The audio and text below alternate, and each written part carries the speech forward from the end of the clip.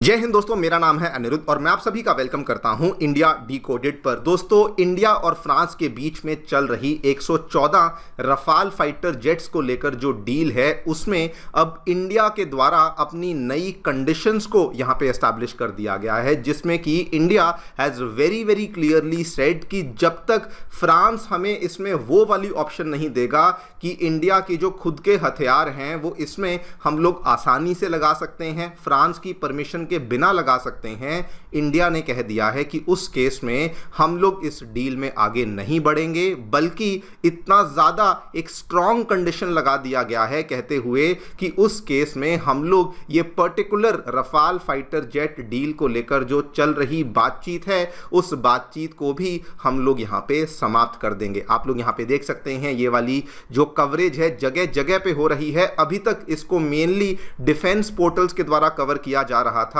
No ICD no deal ये statement है जो कि इंडिया के एमओडी के सीनियर अधिकारी के द्वारा दिया गया है। क्या होता है ये आईसीडी, मैं इसके बारे में चर्चा करूंगा, लेकिन इस बार जो स्टेटमेंट दिया गया है वो बहुत ही एक प्रॉपर स्टेटमेंट दिया गया है कि we will walk away from the $43 billion Rafale fighter deal because France ने सोर्स कोड का एक्सेस तो ऑलरेडी रिफ्यूज कर दिया है। यहां पर भी आप देखिए, one of the largest fighter jet sales deal in the history. ये दोस्तों इतनी बड़ी फाइटर जेट सेल्स डील थी जो कि शायद इतिहास में कहीं पर भी और नहीं हुई थी। ये भी यहाँ पे फॉल अपार्ट हो सकती है और अब तो इसको इंडियन मीडिया भी कवर कर रही है। ये टाइम्स ऑफ इंडिया की खबर देखिए, जी न्यूज़ की खबर देखिए जो कि बताती है 114 रफाल्स वन मेक और ब्रेक डिटेल। एक डॉक्यूमेंट है जो कि इस पूरी जिसके ऊपर ये पूरी की पूरी डील डिपेंडेंट है और वो जो डॉक्यूमेंट है दैट इज दी आईसीडी का डॉक्यूमेंट। क्या एग्जैक्टली हुआ है, सभी चीज़ों के बारे में चर्चा करेंगे। इंडिया ने क्या क्लियर कट बोला है, what is the latest condition जो कि इंडिया के द्वारा लगाई गई है, फ्रांस यहां पे क्या कह रहा है उसको भी समझेंगे। और अगर ये डील आगे नहीं बढ़ती है, what exactly is India going to do with respect to air force की मॉडर्नाइजेशन, उसके बारे में चर्चा भी करी जाएगी। आइए शुरू करते हैं मेरे साथ। मेरा नाम है अनिरुद्ध। यदि आप लोग हमें फॉलो करना चाहते हैं तो दिए गए टेलीग्राम और व्हाट्सएप चैनल के माध्यम से ऐसा कर सकते हैं। अगर आपको हमारा कंटेंट पसंद आता है तो दिए गए क्यूआर कोड के माध्यम से हमें कंट्रीब्यूट भी कर सकती हैं। All right, directly coming to the news, क्या देखने मिला है इस बार दोस्तों? बताया जा रहा है कि जो 114 रफाल वाले मल्टी रोल फाइटर जेट्स को लेकर जो हमारी नेगोशिएशंस चल रही थी, जिसको लेकर बल्कि हमारी डिफेंस मिनिस्ट्री ने फरवरी के महीने में एक्सेप्टेंस ऑफ नेसेसिटी यानी कि AON का ऑर्डर भी जारी कर दिया था, वो वाली सारी की सारी नेगोशिएशन एक स्ट्रेटेजिक ब्रेकिंग पॉइंट पे पहुंच चुकी है। बिकॉज न्यू दिल्ली ने कहा कि अगर हमारी जो यहाँ पे शर्त है वो ये है कि we need access to the interface control document, अगर वो हमें नहीं मिलता है हम लोग इस बातचीत को यहाँ पे अबैंडन कर देंगे और हम लोग ऑल्टरनेटिव्स को देखना शुरू कर देंगे। आप यहाँ पे क्लियर कट देख लीजिए क्या क्या बातें कही गई हैं। ये सिंगल स्टेटमेंट में तो कहा गया है नो आईसीडी नो डील, लेकिन अगर मैं डिटेल में बात करूं तो इंडिया कहता है कि देखिए स्पेक्ट्रा इलेक्ट्रॉनिक वॉरफेयर आर्किटेक्चर, एक तो ये वाली चीज हमें इसकी डिमांड है और दूसरा इंडिजिनस वेपन्स लगाने की, इंडिजिनस इंडिया के द्वारा बनाए गए वेपन्स को लगाने की जो कंप्लीट इंटीग्रेशन राइट्स हैं वो भी हमें मिलनी चाहिए, तभी जाकर के हम लोग इस डील में आगे बढ़ने वाले हैं। बिफोर वी टॉक अबाउट कि फ्रांस इसमें क्या कहता है, मैं आपको थोड़ा बता देता हूं कि ये आईसीडी का जो डॉक्यूमेंट है या फिर जो ये आईसीडी का क्लॉज है ये बेसिकली क्या है। दोस्तों, आईसीडी का क्लॉज बहुत ही सिंपल शब्दों में बेसिकली क्या होता है, ये एक टेक्निकल ब्लूप्रिंट होता है। कोई भी अगर विमान होता है ना तो उसके अंदर जो आपका वेपन्स हैं वो एयरक्राफ्ट सिस्टम्स के साथ जो कम्युनिकेट करते हैं वो आईसीडी डॉक्यूमेंट के अंदर लिखे हुए कोड्स के अनुसार ये बेसिकली कम्युनिकेशन होती है। जो भी आपके डेटा फॉर्मेट्स हैं, प्रोटोकॉल्स हैं, इलेक्ट्रिकल सॉफ्टवेयर इंटरफेसेस हैं, वो सारी की सारी डिटेल्स आईसीडी के अंदर लिखी होती हैं।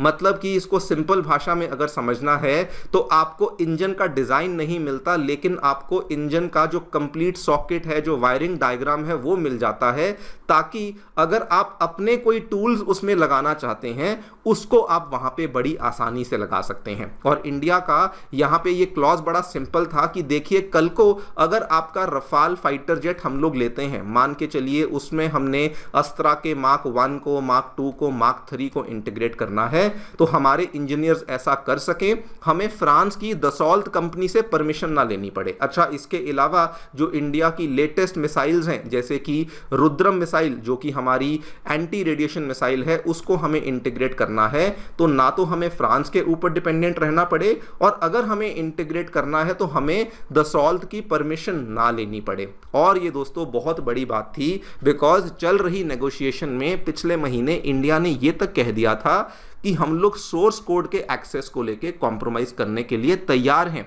इंडिया की डिफेंस मिनिस्ट्री ने साफ साफ कहा था कि सोर्स कोड बहुत ही ज्यादा वैल्यूएबल इंटेलेक्चुअल प्रॉपर्टी होती है और हम समझते हैं अगर फ्रांस की वो कंपनी हमारे साथ सोर्स कोड नहीं देना चाहती तो उनको इसकी बहुत ज्यादा प्रॉब्लम है। हम इस प्रॉब्लम को समझते हैं, लेकिन इंडिया ने उसके बाद एक मिडल पाथ को निकाला था कि चलिए कोई बात नहीं, सोर्स कोड मत देना, लेकिन जो आईसीडी का एक्सेस है ये तो हम लेंगे ही लेंगे, इसके बगैर हम आगे नहीं बढ़ेंगे। ये मिडल पाथ निकाला गया था और अभी दोस्तों जो लेटेस्ट इसमें नेगोशिएशन को लेकर डिटेल सामने आई है, कहा गया है कि ICD is basically non negotiable. हमारे जो डिफेंस सेक्रेटरी हैं राजेश कुमार सिंह साहब, इन्होंने भी कहा that if the access is not given the deal could be completely called off, मतलब कि बातचीत खत्म हो सकती है, टॉक्स जो हैं कोलैप्स हो सकती हैं। और ये इसलिए भी कहा जा रहा है बिकॉज इसके पहले जो हमने फ्रांस से 36 फाइटर जेट्स को एक्वायर किया था, वहां पर भी दोस्तों जो ट्रांसफर ऑफ टेक्नोलॉजी हुआ था बहुत लिमिटेड हुआ था। पिछले साल ऑपरेशन सिंदूर के जस्ट पहले हमने फ्रांस से सोर्स कोड के एक्सेस की डिमांड करी थी एंड मैं आपको याद करवा दूं, जब वो डिमांड हमने करी फ्रांस ने मना कर दिया। ऑपरेशन सिंदूर खत्म होने के बाद हमने फिर से डिमांड करी कि कहीं हमें दोबारा से इसकी आवश्यकता ना पड़े। फ्रांस ने पोस्ट ऑपरेशन सिंदूर भी वो वाली डिमांड को नहीं सुना। मतलब कि ये बड़ा क्लियर है कि ये वाली जो कंट्रीज हैं एक बार जब ये डील कर जाती हैं तो उसके बाद ये बायर की सुनती ही नहीं है और इसीलिए इंडिया उन सभी ग्राउंड्स को पहले से कवर करना चाहता है कि हमें किसी प्रकार का रिस्क यहां पे नहीं लेना है। अब फ्रांस इस चीज को लेकर क्या कहता है?